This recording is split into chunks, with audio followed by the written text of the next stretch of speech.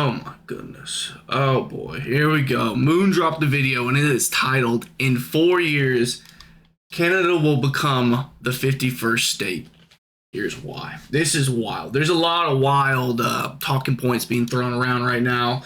The renaming apparently the Gulf of Mexico to the Gulf of America. I'm from Texas, so I'm kind of offended. I feel like Texas should have, we should have got that a little bit, just throw us a bone there. But hey, it is what it is, So yeah, let's check this out. This is going to be interesting. If you're from Canada, please don't hate on me for reacting to this.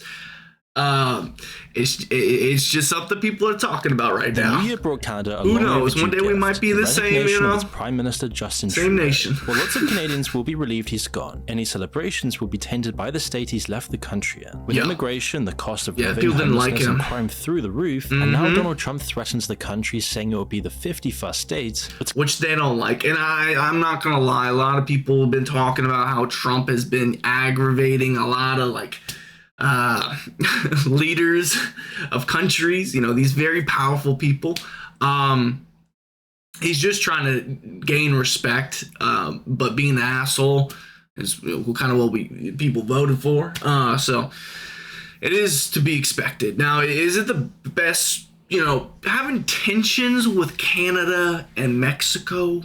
Probably not the best idea, but it would be a good idea to have, Canada and Mexico both thriving with the United States and us being amazing partners with each other, which sometimes you have to rip the fucking Band-Aid off to get to the infected wounds. It just Clearly, is what Canada it is. has reached a breaking point. And what's worse is that new developments mean 2025 has already promised even more chaos. If you could just choose one word to define the legacy of Trudeau's 9 years of power, it would be hypocrisy. Oh, yeah. On nearly every issue he originally campaigned on, Trudeau's Liberal Party has either failed to meet their promises or made things even worse. One of the defining issues of Trudeau's time in office has been his government's policy on immigration. It used to be the case that immigration was mostly ignored in Canadian politics. Yeah. Until recently, the majority of Canadians were unconcerned with high immigration levels, with only 27% of people saying they thought it was too high in 2022. And then just 2 years later, now that Canada's finally feeling the effects of this, that number has more than doubled to 58%. Over nearly a decade. I would be surprised if that mirrors America, to be frank, because immigration, since I've been a kid, has always been a thing that people looked on as good. The issue was always illegal immigration, but it really wasn't a big problem because I worked in construction. I knew guys that were illegal, and some of them were amazing guys. Some of them, I don't know them personally, but they were fucking sketchy as fuck. But they did great work, that's for sure. Some of them got arrested and deported. So shit happens, man. Not everybody's fucking evil if they're illegally here in this country. But it would be nice if, you do the paperwork and get in legally. I know there's a huge time restraint on that kind of stuff, and obviously they have to study up on the history of the country, which if they're trying to provide for their families could be an issue of time constraints and stuff like that, and access to education and stuff like that. So yeah, it's not the easiest thing to do in the world, that's fucking for sure. There's a reason why people do it illegally, and typically those people are doing it because they think that there's a better opportunity on the other side. The grass is greener on the other side. Exactly. Some people might be doing it because they're running from something, but it's the same thing, right? The grass is still greener on the fucking other side. So yeah, that I'll leave it at that for now. Trudeau opened up the floodgates and let in millions of immigrants in a plan he said would boost the economy. And in those 10 years, Canada's population... It technically could, because you have more people buying, the dollar's moving more. It could. It just depends on it. How your legal, your regulation. Oh my god, I'm fucking up right now. It depends on what kind of structure you have for aiding illegal immigrants. Because if you aid them a little bit too much, it could cause issues. It just could.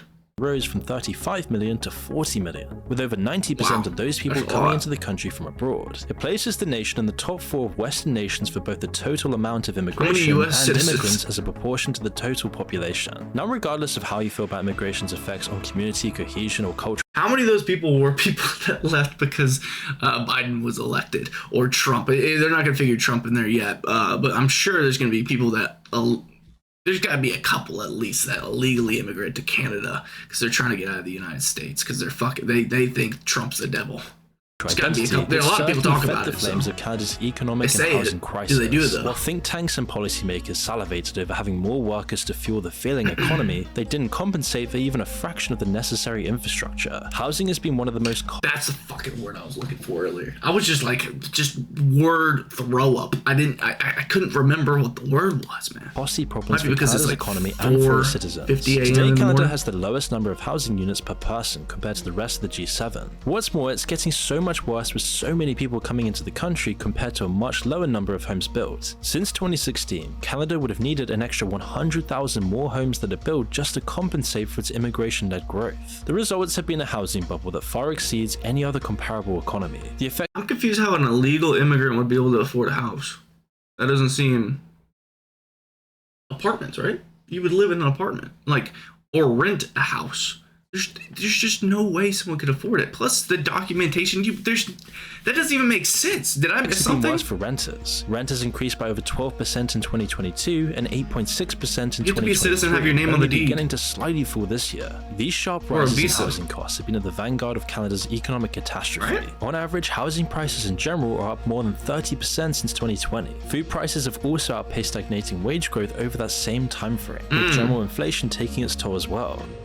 And it's left regular people struggling to make ends meet or even find a job in the first place. And now with Canada weak and vulnerable, Trump is threatening economic force to make Canada the 51st state, which is I think he was memeing about this, but only let's see where he happening goes because with of the it. embarrassment that Trudeau left the country in. However, it's also no secret that these problems aren't unique to just Canada, of course. like Ellen. And they're often worse in Canada than other countries, which is why it's been falling behind compared to other developed nations. And Trudeau's government is clearly to blame for this when you compare how they handled it compared to other nations. It's also happened with record levels of government borrowing and spending. Canada's federal debt is a good example of just how much money Canada has been losing. Since 2015, this has increased Oh from my 600 fucking god.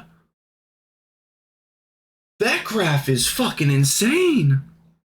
12 billion to 1.2 trillion in Canadian Bro, 2020? Oh my dollars. god. It's just more pressure on the country's faltering economy with taxpayers shit bearing the brunt of the skyrocketed. short-sighted spending. A large part of Trudeau's campaigns have been focused on issues like climate change and political ethics, but he even betrayed voters on these key promises. Canada has lost billions on Trudeau's controversial expansion of the massive Trans Mountain pipeline. In financial terms, the project has amounted to billions of dollars of subsidies for the oil industry. It speaks to a pattern of squeaky Trudeau ass virtue shit. signaling for liberal policies while just doing whatever he wants anyway. As a substitute for actually protecting Canada's natural world, Trudeau's cabinet instituted a nationwide carbon tax instead. The policy has made fuel even more expensive while doing nothing to confront the real problems of price gouging and corporate profits. So the prices there were pretty much on par with California, is what I'm hearing. If you know this, let me know. I might need to just Google it. Were gas prices worse in Canada than than California? Let me just pull up a separate tab right here. I'm gonna do this over her. All right, there we go. There we go, baby. Let me make sure you're looking at that one. Yep. All right, let's look it up. All right, goodness, fat fingers. Gas prices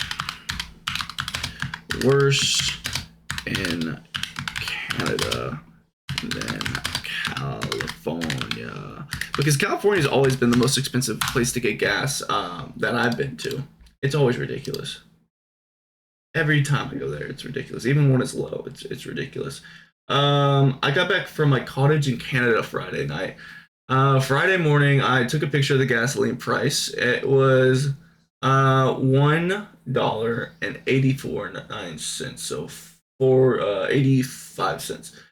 This is the first time in memory since California. There's liters in the communities worth 75 cents. That translates to Yesterday I paid $5.69 for gas in Pacific Grove. By contrast, I paid for $4.30 in Grand Forks, North Dakota. That's not California, brother. Let me just put this in the chat GPT. Because I really want to know, because I just feel like that's the worst. I feel like that's like California's always had the worst prices for gas. I refuse to believe like Canada has it worse. Let's see.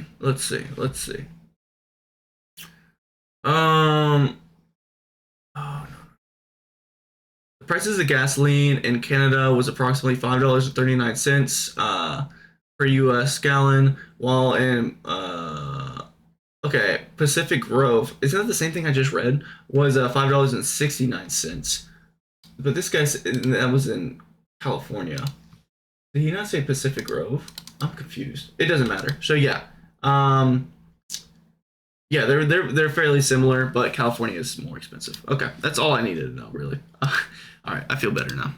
Minor drops in emission are a harsh. I don't actually. I wish it was. Wish California was better. The opposition has been campaigning in for America? the upcoming election by saying they'll scrap the tax entirely. Even political ethics have been controversial under Trudeau. Despite his image as an enemy of corruption, Trudeau's been caught breaking the rules to let corporations get off the hook for their enemy of corruption. Wouldn't he be an ally to corruption? Crimes. When a Canadian construction company was found to have committed fraud in a massive deal with the Libyan government, Trudeau intervened and pressured his ministers to let them off the hook. When the news came out, it permanently damaged his reputation. The reality is that Trudeau's policy decisions have pushed Canada to the brink and made existing problems far worse than they needed to be. Yeah.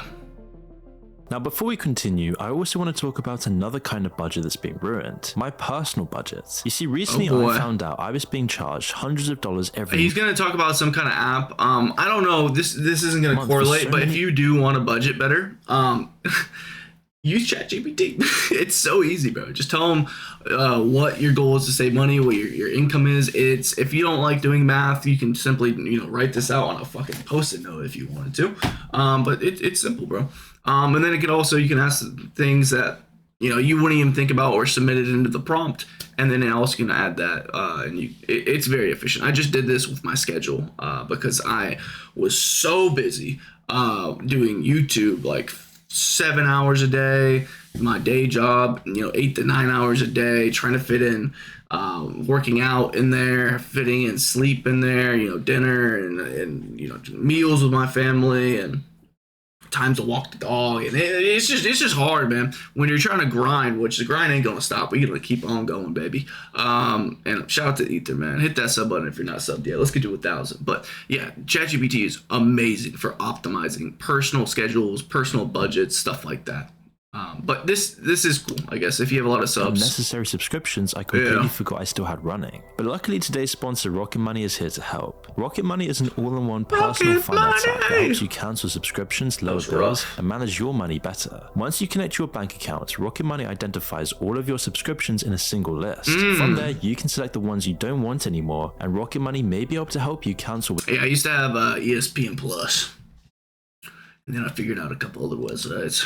With just a few taps. Rocket Money saw LeBron on one of those the other day. $740 a year. So I don't feel bad about it. The app's premium features. They've also helped customers save over $500 million in cancelled subscriptions. Rocket Money will automatically. I bet you Netflix has got a lot of those lately. With just a couple of taps. They just raise their prices again. Negotiate your bills for They're raising them things like chickens. Phone bills. With no need to Constantly worry about raising customer them. service calls. You just let the app's negotiators go to work for you to try to get the best possible rate. So to save more and spend less, join the over 5 million members using Rocket Money today and go to. I wonder what because there's got to be some catch to this, the Rocket Money. Rocketmoney.com/moon or click the link in the description to get started for free. Because think about it, if you use this once, you should be able to clear out all the stuff you don't want to use anymore, and then also identify stuff you didn't even know about that you might want to have for now. But then you can make a list and pretty much be like, okay, I'm going to check off all this stuff. So you only need it for like 1 month subscription. I doubt it's like that's odd. I don't know how that business model would work, because you would want them to stay subscribed or continuously make money off of what you're doing.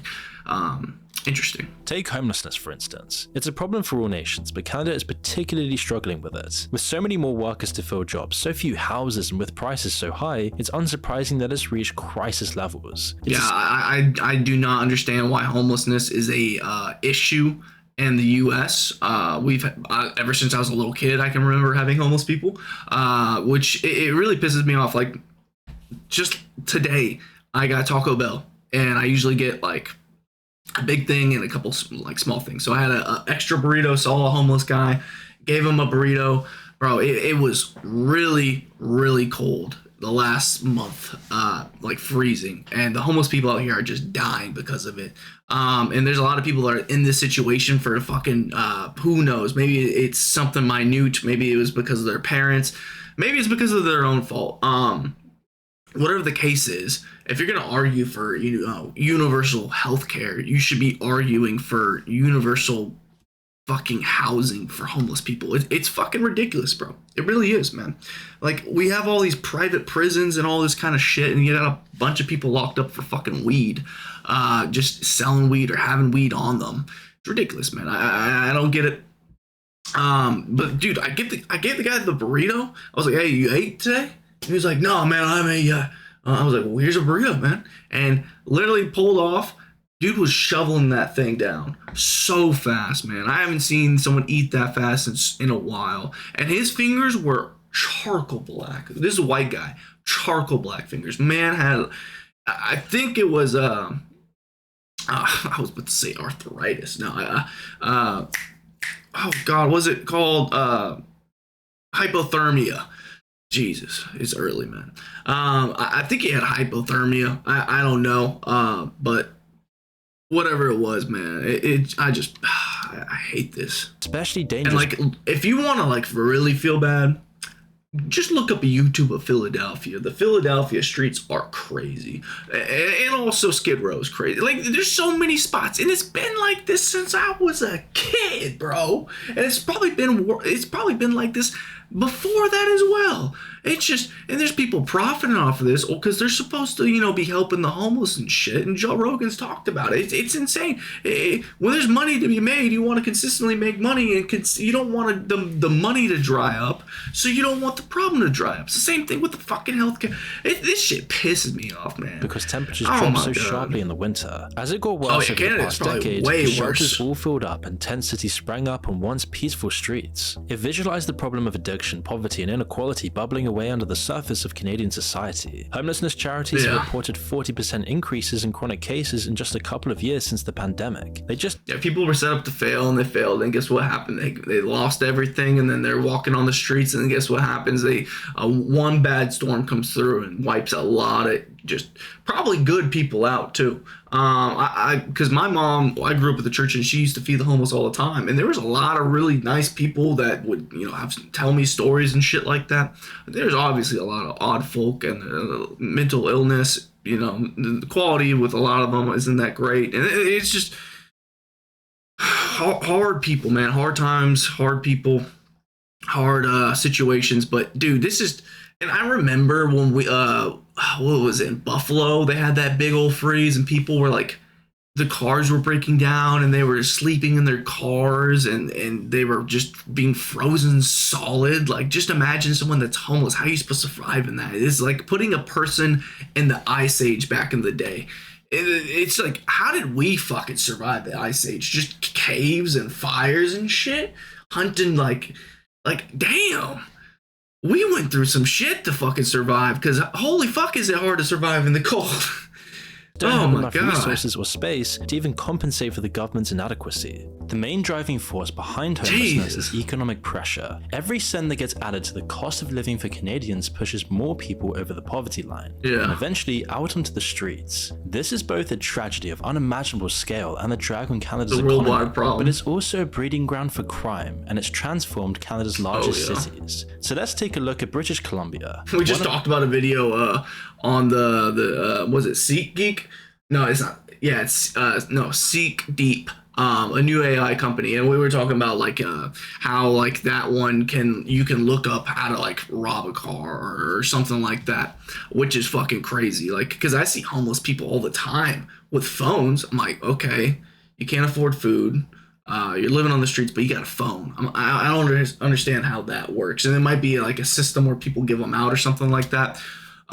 Because I know they give out bicycles at a lot of churches, which salute to everyone that does that, because seeing a homeless person on the bike at least they have a bike to get around, you know. But damn, like they could easily just look that up like on ChatGPT. Well, I guess not ChatGPT, you can't do that on there, but I'm sure they can figure out like how to make money somehow, in not a legal way, which is a problem, right? Of Canada's You don't western want that. provinces, and one that's been hardest hit by this new reality. One of the groups most affected by the disorder on the streets are businesses. Nobody is going to want to go to your shop if they're afraid for their own safety. Look at San The homelessness Fran. also leads to more crime like shoplifting and vandalism, Look which at New also York. bites into profit margins. In British Columbia, a province-wide 2024 survey of small and medium business owners showed that over 80% of them were becoming more anxious about crime and disorder. 58% have seen marked increases in violence. 56% have seen more shoplifting and theft than before, and 61% have had to pay more for security, and nearly 40% said they doubted they could stay open if this carried on for just 2 more years. Crime reduction is the top priority for small business. I saw a video in New York City where they were shoplifting clothes and then literally next to the store selling the clothes on a fucking just a tarp, bro, on the ground. And cops are walking by, not saying a word, bro. They know where it's coming from. It's crazy, bro. They just need to go hire someone to steal the clothes back or something. It is wild, man. Businesses here Times in are hard out Toronto. here. That's according to a survey that comes just days before the I'm new not mayor Canada, is though, elected. obviously. Or Stone New York. Harriman Or runs a San Fran. computer repair shop on Dundas just east of Yonge Street. His door is no longer open for business. I keep my door locked out of safety. You know, by appointment only at this point. And notice a lot of other stores are sort of doing that now. The factors that have led to this have been years in the making. British Columbia declared that the levels of drug abuse were a public health emergency all the way back in 2016, but in just the past few years, it's gotten so much worse. Some have put the blame on British Columbia's experiment with decriminalizing low-level drug offenses and turning a blind eye to public drug use. In January 2023, the province announced that this new I don't policy know was about going to run that. for a 3-year trial period, but they didn't even get halfway through before some of the changes were rolled back, specifically about wow. public use. For residents of the province and those on the front lines of the crisis, it had become a nightmare. A proposal to push for a supervised drug consumption site in Richmond, BC drew some intense backlash this week. Emboldened by a lack of intervention, hard drug use became common almost everywhere, Jesus. on the streets and public parks just yards away from schools and even in the hospitals. When addicts Disgusting. are going to get their fix in playgrounds and nobody's even stopping them, you know something has gone terribly wrong. The number of complaints and incidents surrounding this policy this shit were look like unbearable. Philly. The effects on people's lives were even worse. So, I mean, I live near Gage Zombieland. Park, and even on the way to the park, there's an encampment just about 200 feet from Gage Park. So you have a few different encampments there. So I've seen everything from shotguns being recovered, and my photo is featured on the front page of the paper, to fires, prostitution, and certainly drug use on a daily basis. So as myself... Oh, well, that's just every big city in America right there. Now I remember, I don't know why, I had some back and forth on Twitter way back in the day from someone from Canada, and they were telling me about the ghetto, and they're like, "Hey man, it's hard out here. There's some rough fucking parts that some people would not like, don't even compare it to America. They think it's even worse than like Chirac and shit, you know." Which I don't know too much about that stuff, you know. I just see stuff on YouTube, but I can imagine, you know, especially being really up north. With someone, I have a 4-year-old daughter with my wife, and you know, we certainly don't It's feel usually the safe cold anymore bringing our cities. child to the park. Really cold Nurses cities. and healthcare workers, for example, whose jobs were already some of the hardest there, are now having to deal with their patients openly using hard drugs while dealers walk in and out to service their clients. In one Vancouver hospital in particular, it happened so much that the floor became covered in broken needles and pipes. At Jesus another, elite Christ. memo instructed staff not to interfere with drug use or deals on site, and even to let people bring weapons into the building. So it's Honestly, this might be a unethical take. But natural selection is a motherfucker. It is, bro. And there's a lot to be said, especially in America. I don't know much about Canada's situation with the opioids and stuff like that, but I know in the pharmacies and the doctors, the latest years have been shoving that shit down people's throat. Well, there's other, you know, herbal remedies and more natural remedies that they could be taken.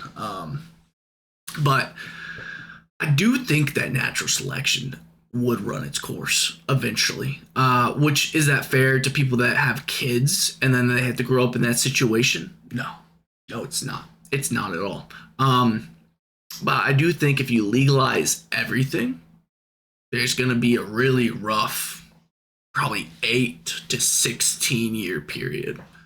But after that, you keep the laws the same. You have a whole generation come in and they see the bullshit that's happening. I think the problem would work itself out, honestly. I really do. And I know that might be crazy to say, but it is common sense if you think about it for a little bit. But there's a lot of nuance in there to play with. But I do think once you try to play with that and try to, limit certain things and create boundaries or whatever it might be to, make it more efficient and, save the kids and all that kind of stuff, I really do think then you're not letting natural selection run its course. And people might say that natural selection would lead to the extinction of humankind, which, who knows? Who knows? Let me know down in the comment section below.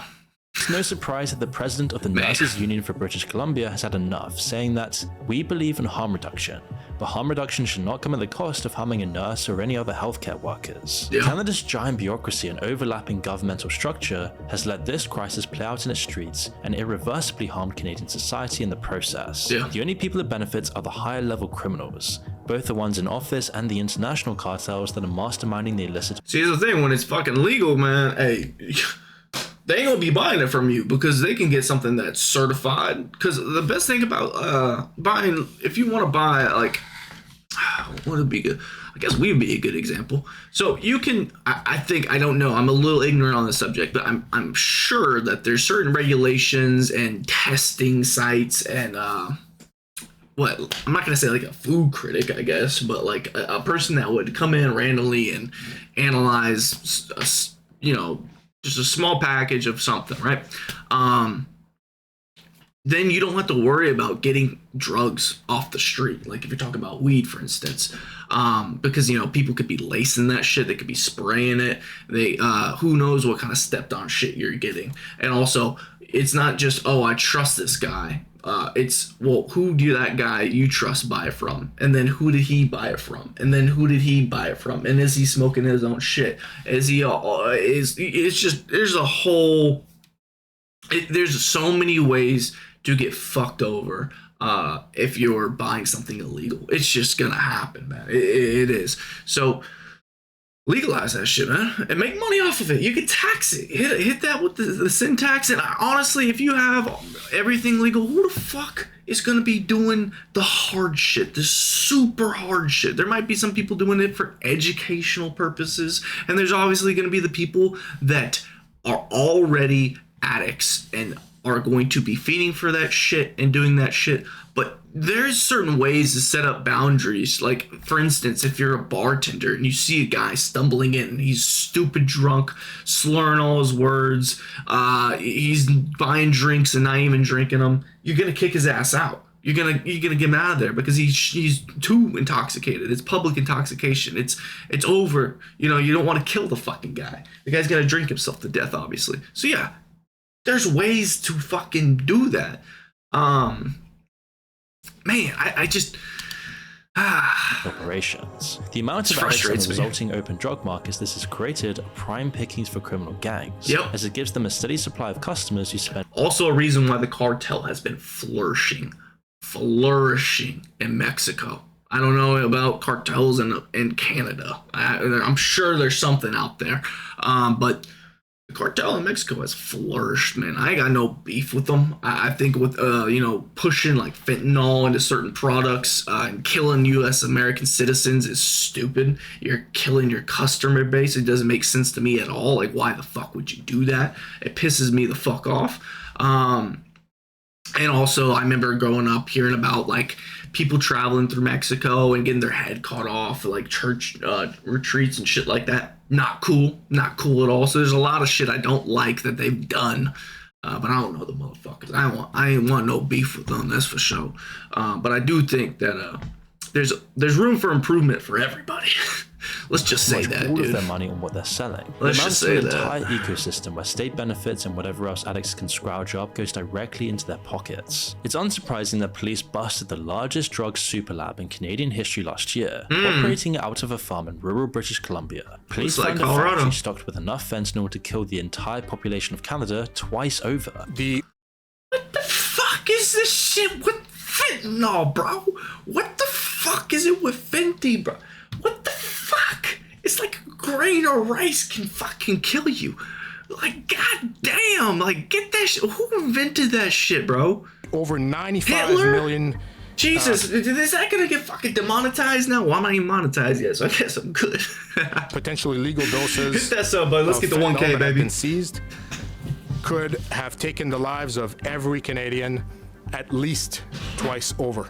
Bro, we They ain't also gotta worry found about 390 nukes. We gotta worry about the fent. kilograms of methamphetamine, Damn. 35 kilograms of cocaine, and 15 kilograms of MDMA, as well as dozens of firearms and $500,000 in cash. So they're gonna mix them. I get it. Police believe the lab was servicing both Canada as a whole and exporting to other countries. He believed the lab. Isn't MDA? Isn't that's Molly, right? Am I thinking of something else? I think that's Molly, and that's practically. Isn't that like a molecule away from being meth?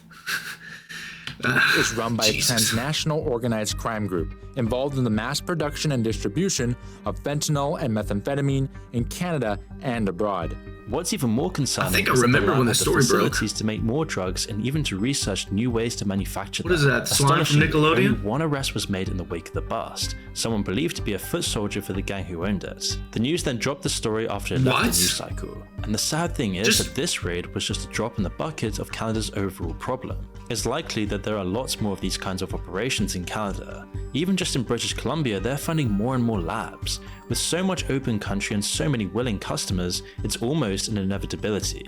I've heard a rumor from one of my buddies. I do not know if this is true or not, but people are saying, well, not people, a guy has told me, and I want y'all to let me know if this is true or not, because I'm curious about it, and I'm just gonna make a little side point for this video.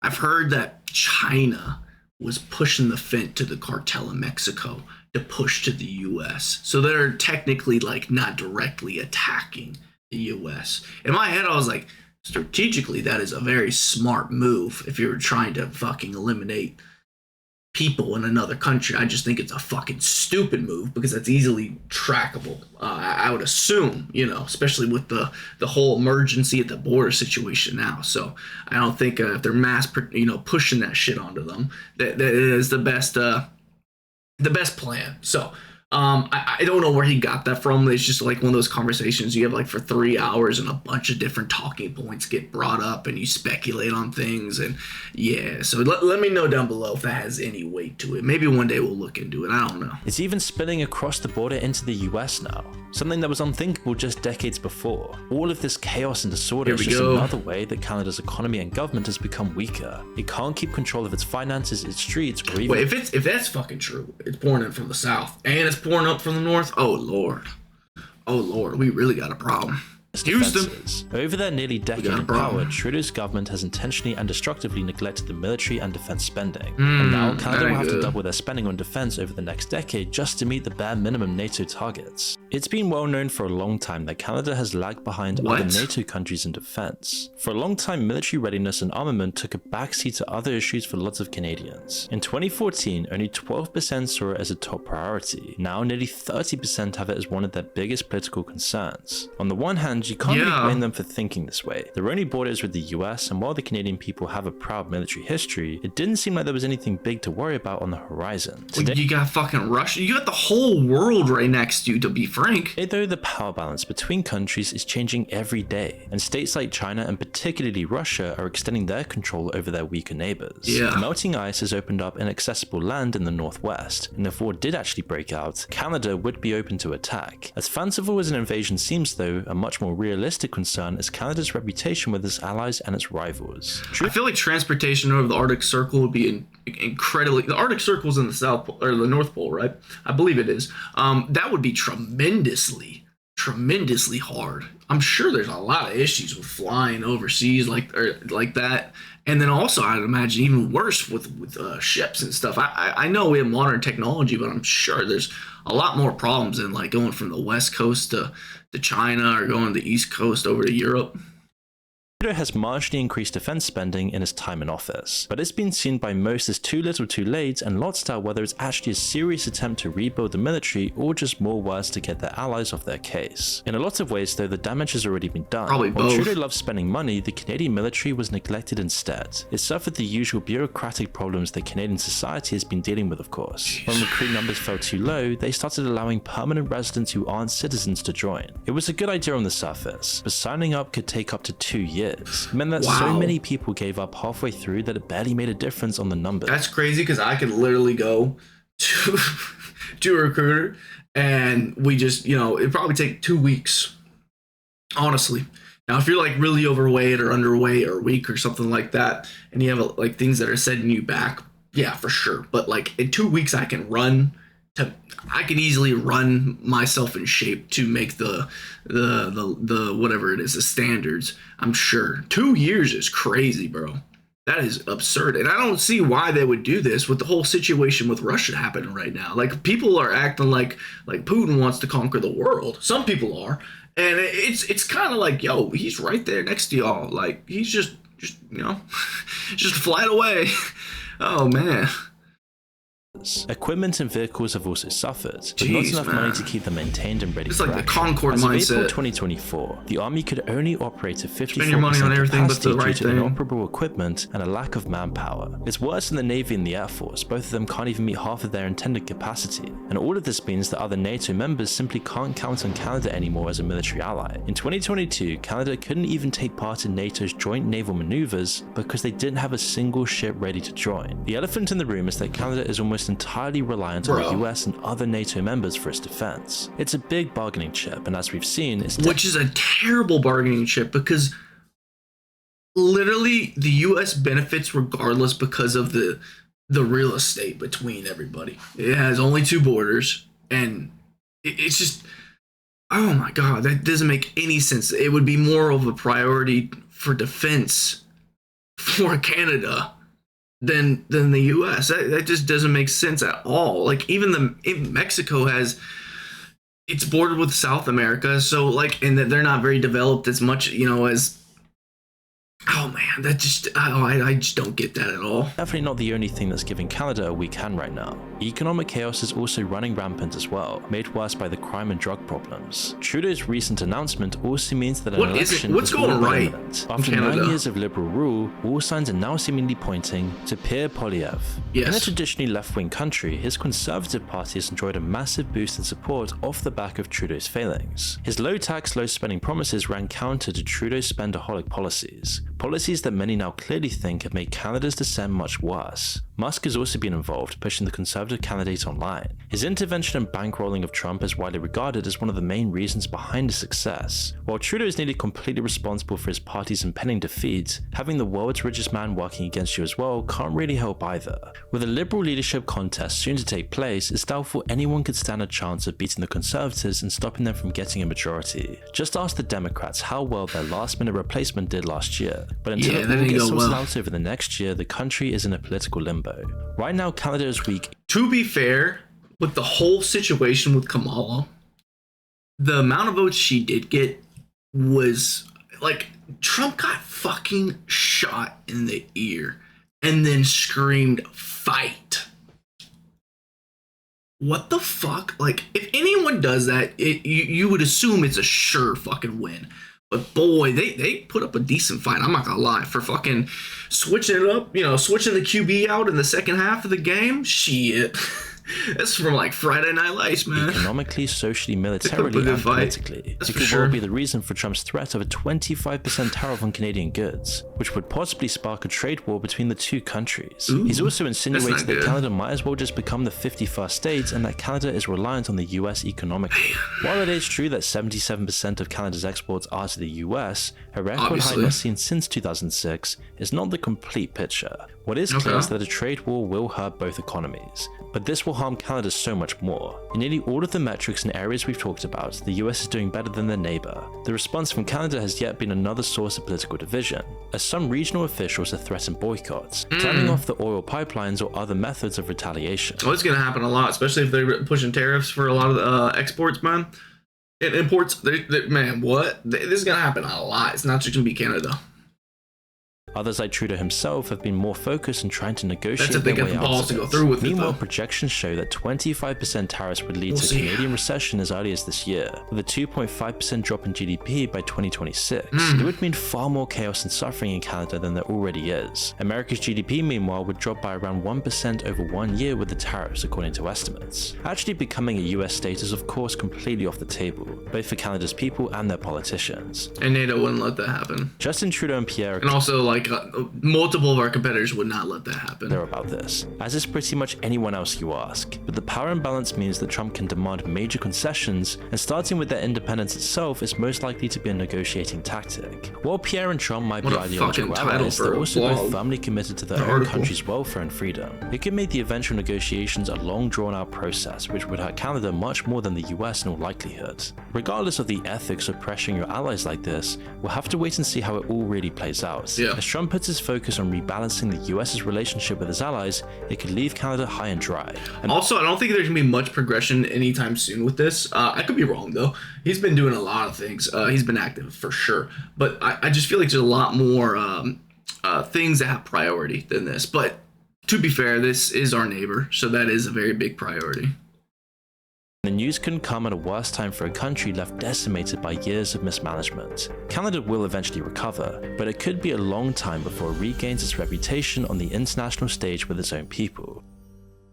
I really do hope they recover, man. I really do. If you're from Canada, you think there's a lot of bogus in this video, let me know down in the comment section below and correct whatever it might be, and I'll look into it. I've reacted to like several videos that are with different nations and stuff like that. At the end of the day, what I know best is the U.S. is because that's what I ingest and I live in, and it is, you know, I'm around. This is my neighborhood, man. You know what I'm saying? So I know that a lot better than other countries. So to be fair, when I'm reacting to a video like this, I got to, you know, watch it with a grain of salt. But with all these things that he's talked about, man, I really do hope that Canada can recover quickly and as best as possible. Like I said earlier in the video, I really do want the US, Canada, and Mexico all to thrive. We're all neighbors, or at least we're neighbors with both of them. It would be very good for us to have a very good relationship with Canada, but I do think we're in I think we're gonna have a rough time in the next couple of years, that's for sure. But I do think at the end there's light at the end of the tunnel. I think in 2 years we'll be thriving for sure, and I think in 4 years, hopefully, Mexico and Canada, we're all thriving together. That's my hope, man. That's a realistic hope, I think. Let's get to the comment section below. By the way, Moon killed it with this video, man. Killed it. So yeah, go give him a sub. Definitely deserves a like, man. Drops amazing YouTube essays. All right, let's check this out. That South Park movie from 1999 where Canada and the US go to war was clearly way ahead of its time.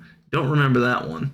I feel bad for Canadians that didn't vote for this and have to live in it. Yeah, dude. I feel bad for Americans that didn't vote for the last 4 years as well. When Snoop Dogg films Vancouver streets in a horrified, you know, and is horrified, you know you have a problem. Yeah, I've heard things are tough out there, man. As a Canadian who loves this channel, we just want to be happy again. Canada has fallen so fucking much. It's a shame, man. There's a lot of nations I feel like that have been fallen. Unfortunately, man. Wow, that was there's a lot more than I expected. Like to see the overall debt from 2020 to now is insane. Like that graph is crazy. Like, oh my god. The spike was ridiculous. It really was. My name's Trey Swish. I really do hope you enjoyed this this reaction and this breakdown, my analysis, whatever, my dialogue. And if you don't like the overall mic quality, let me know down below. I've been, you know, adjusting settings, trying to make the most out of the mic I have. I do want to upgrade the system and the overall setup, to make better videos for y'all and to stream for y'all. But right now I'm like on a 1660 Super or something like that, so I can't really do a stream and then also record at the same time without it cutting up and just being god awful. So I'm gonna stick to making recording videos right now and uploading them on YouTube. But hit that sub button and we'll get to 1,000 subs and we can start making money and pouring that into this gear for y'all, man. Love y'all, man. Hit that sub button, join the ether, be etherite, and I'll see you guys in the next one, dude. Deuces.